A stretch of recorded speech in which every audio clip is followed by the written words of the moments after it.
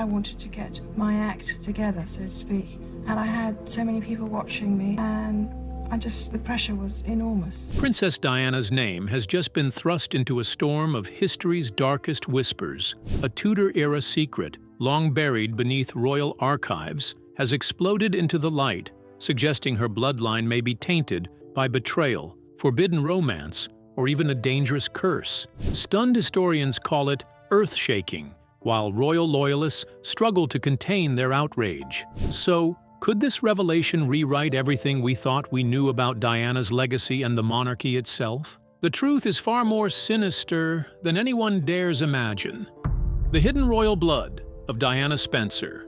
The Spencer family tree is not the tidy, polished picture of nobility it is often made out to be. Beneath its outwardly respectable branches lie records that whisper of private royal affairs, secret marriages, and children born outside the bounds of wedlock. Children whose very existence powerful figures worked relentlessly to erase from history. And yet, despite every attempt to bury these truths, the evidence endures, pointing to something far more shocking than anyone at the time of Diana's wedding could have imagined. Diana Spencer, often described as the commoner bride, was, in fact, anything but ordinary. Through her lineage, she carried a claim to the English throne arguably stronger than the very dynasty she married into.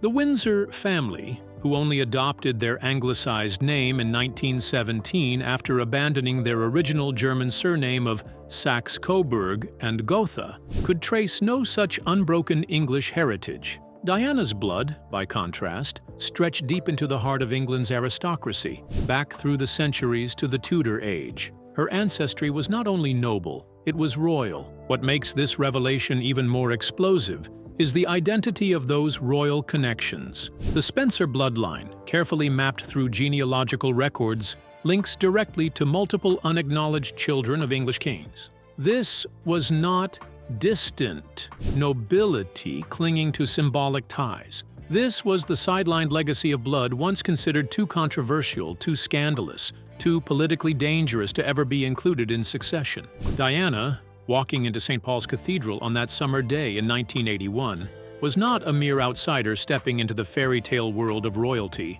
She was the embodiment of a hidden reunion, bloodlines once severed by scandal and secrecy, converging again under the public gaze of the world.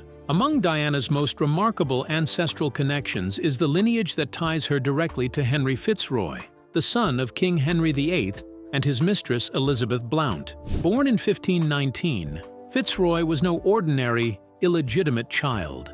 Unlike so many others, he was openly acknowledged by his father. Henry VIII, desperate to prove his strength as a king and as a man, paraded his infant son before the royal court, flaunting him as living proof of his virility. The very name Fitzroy, meaning son of the king, marked his status. Showered with unprecedented honors, titles, and privileges,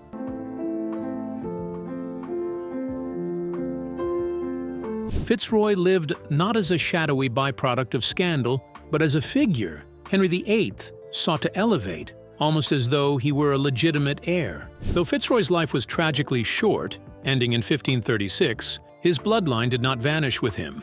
It wove quietly, almost invisibly, through generations, threading its way toward the Spencer family and ultimately to Diana herself. But Fitzroy is only part of the story. Diana's lineage is also linked to another debated figure, Catherine Carey. Officially, the daughter of Mary Boleyn and her husband William Carey, Catherine's birth in 1524 fell at the very height of Mary's intimate relationship with Henry VIII, just before the king turned his attention to Mary's younger sister Anne.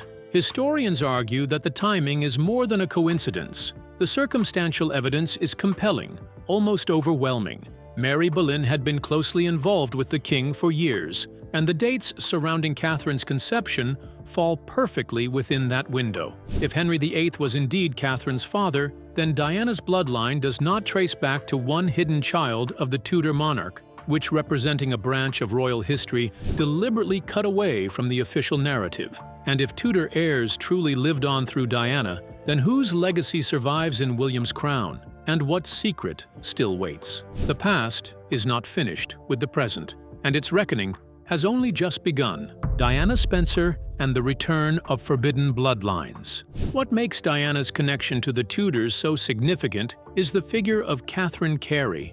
If Catherine was truly the daughter of Henry VIII, as many historians argue, then Diana did not merely descend from English nobility. She inherited the legacy of the Tudor dynasty's most infamous king.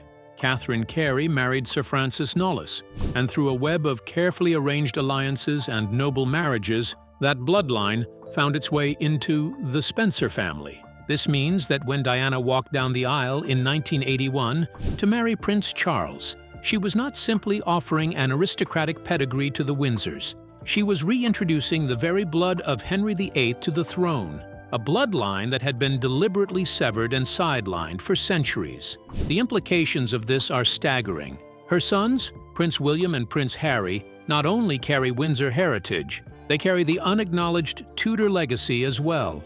And when William becomes king, he will represent something unseen in English history for centuries, torn apart by scandal and political maneuvering.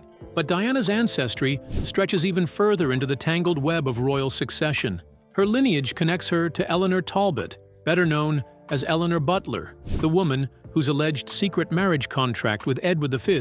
If that contract was valid, then Edward's later marriage to Elizabeth Woodville would have been invalid, rendering their children illegitimate. This claim, famously seized upon by Richard III, justified his removal of Edward's sons, the princes in the Tower, from the line of succession. The chaos that followed ultimately led to Henry Tudor's triumph at Bosworth in 1485, laying the foundation for the Tudor dynasty itself. Through her Spencer heritage, Diana was not a distant witness to this turmoil. She was entwined in it, bound by blood to the very controversies that shaped the crown. Her ancestry also tied her to Margaret Beaufort, mother of Henry VII, whose claim to royalty came through descent from John of Gaunt's children, with Catherine Swynford, children legitimized, yet barred from the throne by Henry V. In many ways, the entire Tudor dynasty rested on bloodlines once declared unfit to rule. Even more astonishing, Diana descended from multiple royal companions themselves. I don't always read that. People very willing to tell me that. Women whose relationships with kings, including Charles II, produced illegitimate children that later became embedded within England's aristocracy. Barbara Palmer and Louise de Querouaille, mistresses of Charles II, bore children who carried royal traits into noble families, lines that eventually converged with the Spencers. When Diana married Prince Charles, she carried with her centuries of hidden history. She was not just a bride. She was the return of royal bloodlines once erased, now walking openly into the heart of the monarchy. But if Diana's bloodline truly carried the monarchy's hidden past, then who, exactly, is destined to bear its future? Keep watching. The Custodians of Hidden Royal Blood.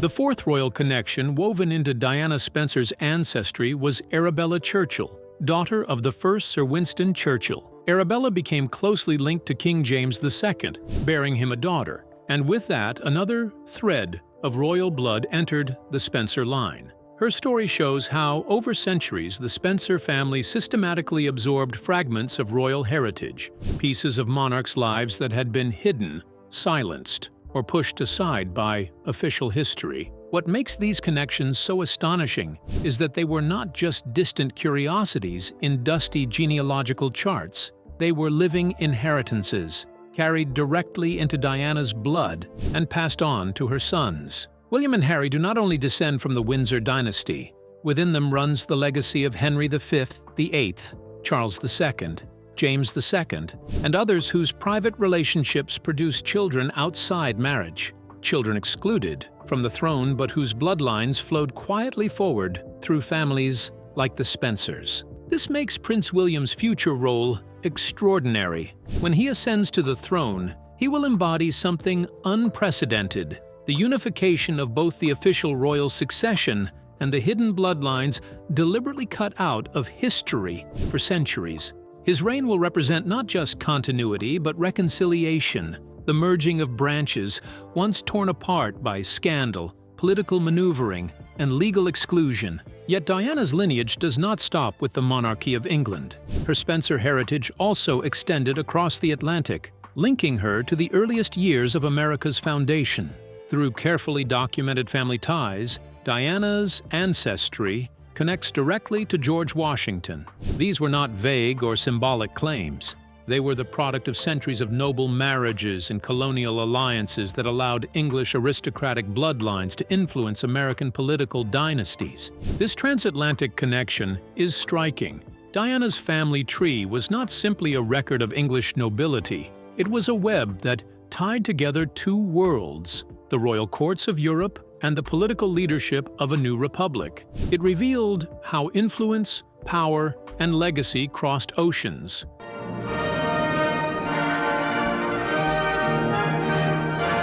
I had an armchair Carried by marriage contracts and family strategies. The Spencer family's position in this network was anything but accidental. Over generations, they had carefully aligned themselves with powerful bloodlines, absorbing royal ancestry that could not exist openly within the monarchy itself. They became, in effect, the keepers of excluded royal blood, a family whose heritage quietly preserved the very legacies history tried to erase. But if they preserved what was meant to be forgotten, then who or what chose to hide it in the first place? Stay tuned.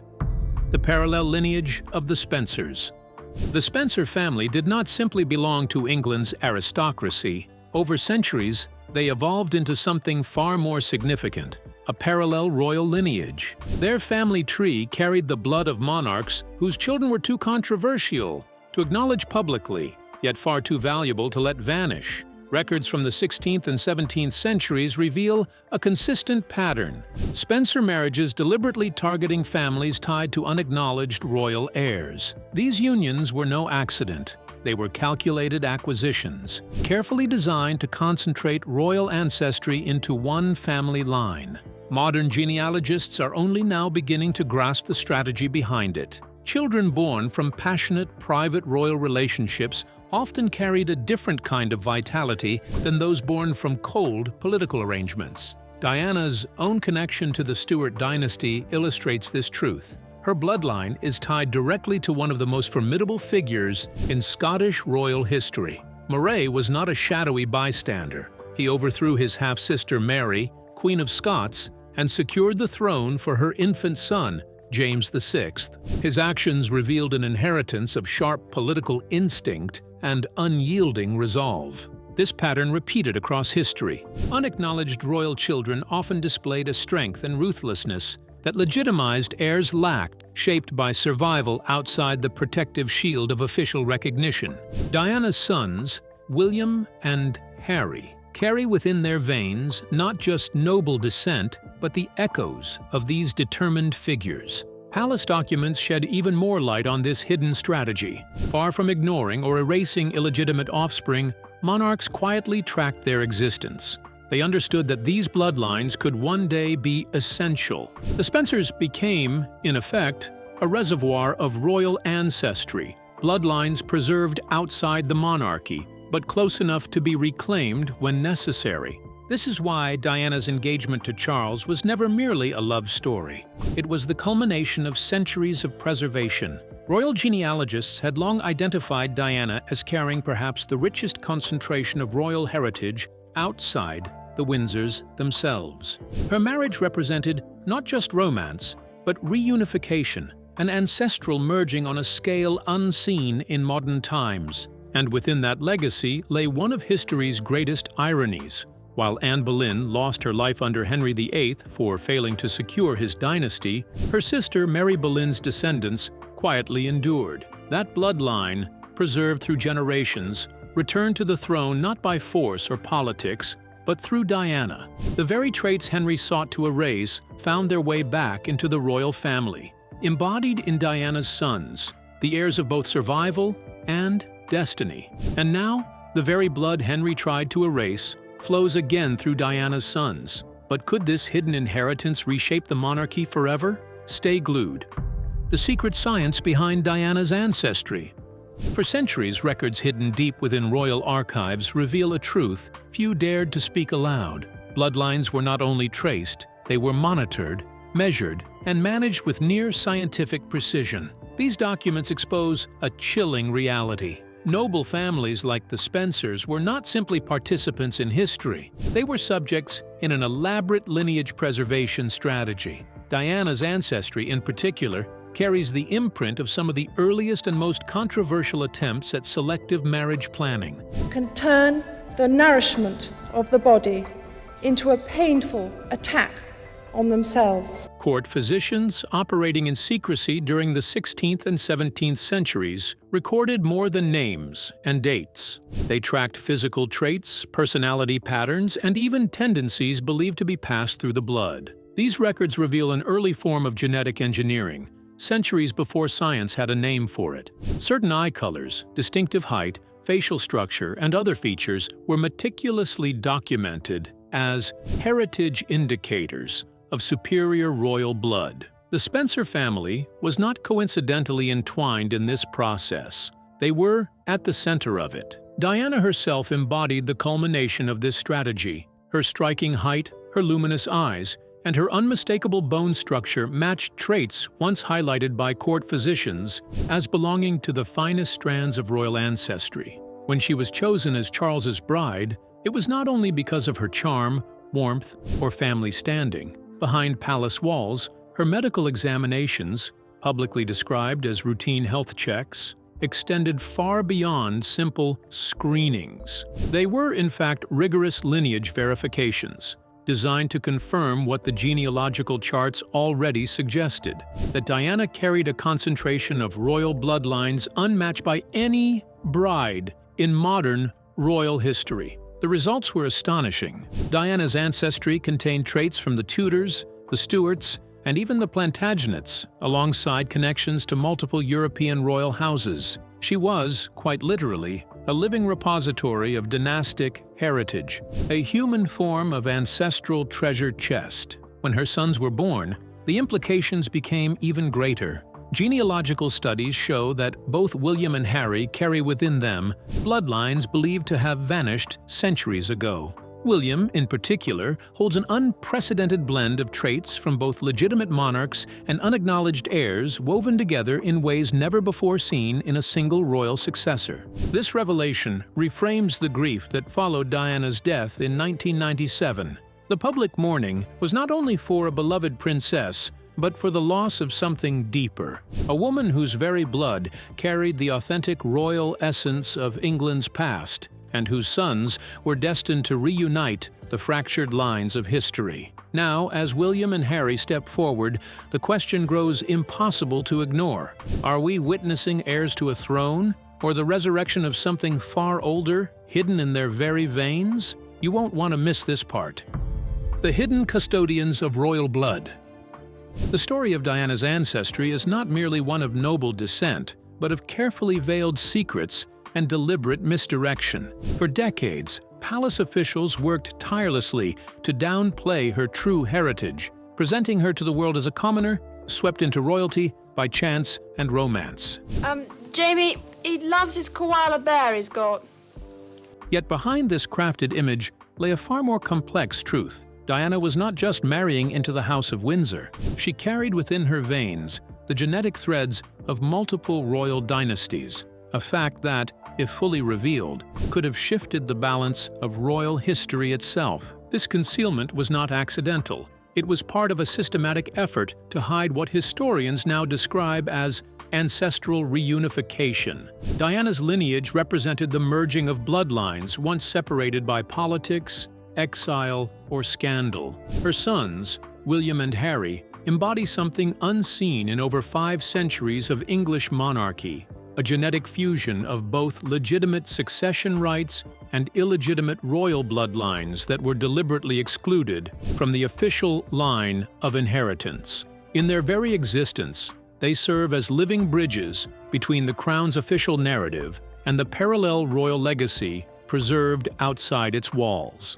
At the heart of this preservation was the Spencer family. For generations, the Spencers acted as guardians of hidden royal traits, consciously shaping marriage choices to keep certain ancestral lines alive. They maintained influence and wealth without ever seizing the throne because their true purpose ran deeper. They were custodians of royal heritage, protectors of bloodlines that could not be publicly acknowledged yet were too valuable to lose. This long arc of genetic stewardship ensured that when the Windsors faced a moment of vulnerability, the Spencer bloodline would provide the concentrated inheritance needed to strengthen the monarchy. Diana's marriage to Charles, celebrated as a fairy tale union, was in truth the culmination of centuries of careful lineage preservation. The pageantry of Westminster Abbey in 1981 was not merely a romantic spectacle. It was the moment the crown reached beyond its own narrowing bloodlines to draw upon the ancestral reservoir guarded by the Spencers.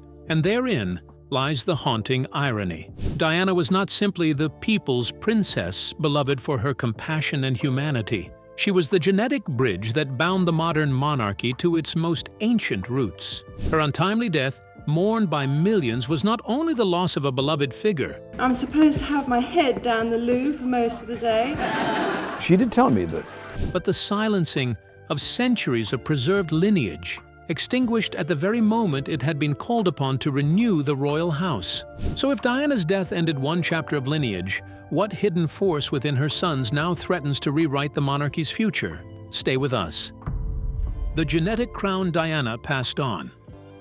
For the first time in over 5 centuries, 2 royal heirs embody the merging of hidden ancestral bloodlines with official succession. Diana's sons, William and Harry, are not only princes by birth, they are living proof of a long-concealed reunification of royal heritage. Their very existence bridges the gaps between dynasties separated for centuries, weaving together the forgotten threads of England's deepest royal past with the official Windsor line. When William eventually ascends to the throne, he won't simply inherit the political power of kingship. He will carry within him genetic traits that connect him to some of the most successful rulers in medieval history. Archival lineage studies, examined by royal physicians, describe these traits as unprecedented in the modern monarchy. They include qualities linked to resilience, adaptability, and even a natural resistance to many of the hereditary health problems that have plagued recent generations of royals. None of this, however, was accidental. Diana's unique bloodline had preserved and concentrated essential traits from multiple royal dynasties, while maintaining diversity through centuries of carefully sustained but unofficial lineage streams. This genetic culmination carries profound implications. Medieval political theory once held that legitimate kingship demanded not only legal succession, but also direct inheritance of ancient royal characteristics. But I can't always wear what I'd like to on engagement because it's just not practical. William's lineage studies suggest he possesses these qualities in rare combinations unseen for centuries. Traits that could redefine the very nature of royal authority in a democratic age. Diana's role in this story is just as remarkable. Her clash with traditional royal expectations was not merely a matter of personality. It was an expression of deeply inherited traits. Her lineage contained bloodlines shaped by independent queens and royal women who had resisted political control, challenged male authority, and insisted on emotional authenticity. These ancestral echoes explained her refusal to conform to rigid protocols and her determination to connect directly with the public, even under pressure from the palace. Those same qualities live on in her sons. William has inherited independence markers, tempered by traits associated with balance and authority, creating the potential for a style of kingship that blends strength with empathy. Harry, on the other hand, carries traits linked to military leadership and protective instincts, which explain both his dedication to armed service and his fierce commitment to defending his family and humanitarian causes. But could his hidden ancestral traits unlock a legacy far darker than anyone imagines? Keep watching. Text wrapping break. The hidden legacy in Diana's bloodline. The traits Diana carried into the royal family were not scattered at random between her sons. They were divided with a kind of ancestral precision, each child embodying a different strand of royal leadership preserved within her Spencer heritage. William and Harry inherited contrasting combinations of these characteristics, reflecting the varied models of medieval kingship, yet both share a genetic foundation that ties them unmistakably to England's most authentic royal past. This preservation of diverse royal qualities was no accident of history. The Spencer family had, across centuries, unconsciously acted as guardians of these bloodlines. By avoiding the narrowing of traits into a single lineage, they safeguarded multiple expressions of royal leadership. That diversity explains why Diana's sons have been able to adapt so seamlessly to the demands of the modern world, something earlier royals often failed to manage. They carry within them an ancestral flexibility, the ability to shift between traditional authority and democratic expectation without losing credibility or connection to the people.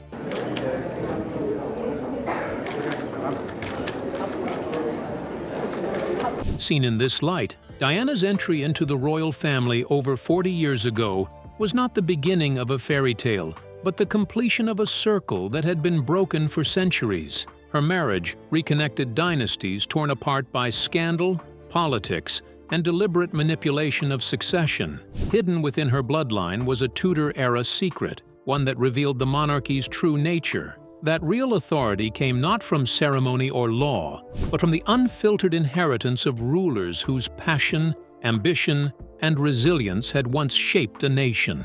Her sons, therefore, are unprecedented figures in royal history. Together, they represent the reunification of legitimate and illegitimate bloodlines, deliberately kept apart for more than 500 years. When William eventually takes the crown, he will embody not just the authority of his office, but the very genetic proof of continuity, carrying traits that root the modern monarchy deeper into history than any of his predecessors could claim. The Spencer family's role in this preservation borders on the miraculous. Through centuries of marriages, sometimes strategic, sometimes accidental, they kept alive ancestral characteristics that official succession had erased.